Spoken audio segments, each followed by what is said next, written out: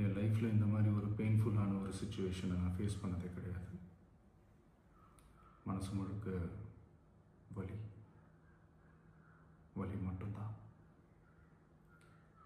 இந்த சுற்றுப்பயணத்தில் என்னென்ன மக்கள் பார்க்க வராங்க, அதுக்கு ஒரே ஒரு காரணம் தான், அவங்க என் மேலே வச்சிருக்கிற அன்பும் பாசம். அந்த அன்புக்கும் பாசத்துக்கும் நான் எப்பவும் கடமைப்பட்டிருக்கிறேன். அதனால தான் இந்த சுற்றுப்பயணத்தில் மற்ற எல்லா விஷயங்களையும் தாண்டி மக்களுடைய சேஃப்டி, அதில் எந்த காம்ப்ரமைஸும் பண்ணிடக்கூடாதுன்றதுக்காக தான் அது என் மனசில் ரொம்ப ஆழமாக இருக்கும் அந்த எண்ணம். அதனால தான் இந்த அரசியல் காரணங்கள் எல்லாத்தையும் தவிர்த்துட்டு ஒதுக்கி வச்சுட்டு மக்களுடைய சேஃப்டி மட்டும் மைண்டில் வச்சுக்கிட்டு அதுக்கான இடங்களை சூஸ் பண்ணுறது, அதுக்கான இடங்களை பார்த்து பெர்மிஷன் கேட்குறது, போலீஸ் டிபார்ட்மெண்ட்டில் அதை ரிக்வெஸ்ட் பண்ணி கேட்போம். ஆனால் நடக்கக்கூடாதது நடந்துருச்சு.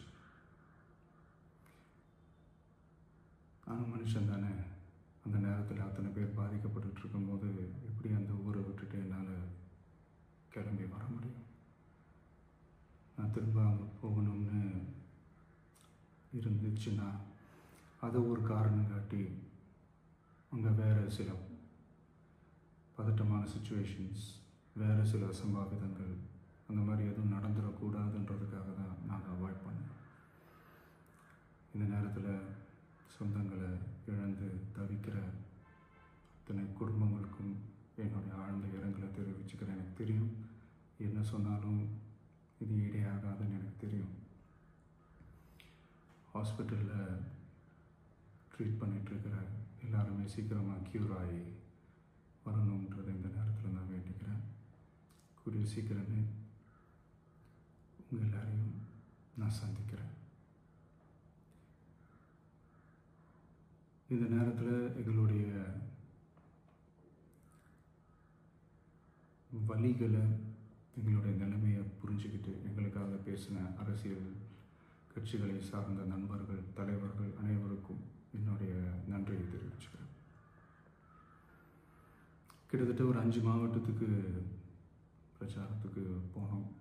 இந்த மாதிரி எதுவுமே நடக்கல. ஆனால் கரூரில் மட்டும் ஏன் எப்படி நடக்குது, எப்படி நடக்குது?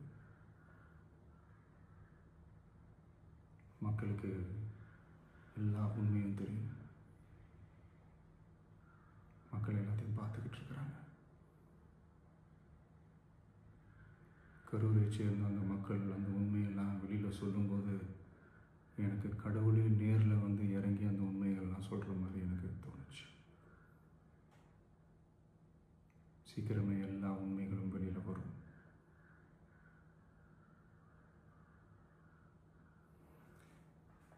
எங்களுக்கு தரப்பட்ட இடத்துல நாங்கள் போய் அந்த அந்த ஸ்பாட்டில் நின்று நாங்கள் பேசிட்டு வந்தோம். அதை தாண்டி எந்த தவறும் எங்கள் சைடில் நாங்கள் எதுவுமே செய்யலை. பட் இருந்தாலும் எங்கள் கட்சியை சேர்ந்த நிர்வாகிகள், தோழர்கள் மேலே எஃப்ஐஆர், அது மட்டும் இல்லை சோஷியல் மீடியாவை சேர்ந்த நண்பர்கள், தோழர்கள், அவங்க மேலே எஃப்ஐஆர்லாம் போட்டு இப்போ பிடிச்சிக்கிட்டு இருக்கிறாங்க.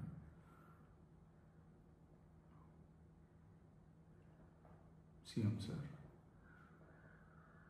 உங்களுக்கு ஏதாவது இந்த பழி வாங்கணும் அப்படின்ற எண்ணம் ஏதாவது இருந்துச்சுன்னா என்ன வேணாலும் பண்ணுங்க. அவங்க மேலே கை வைக்காதீங்க.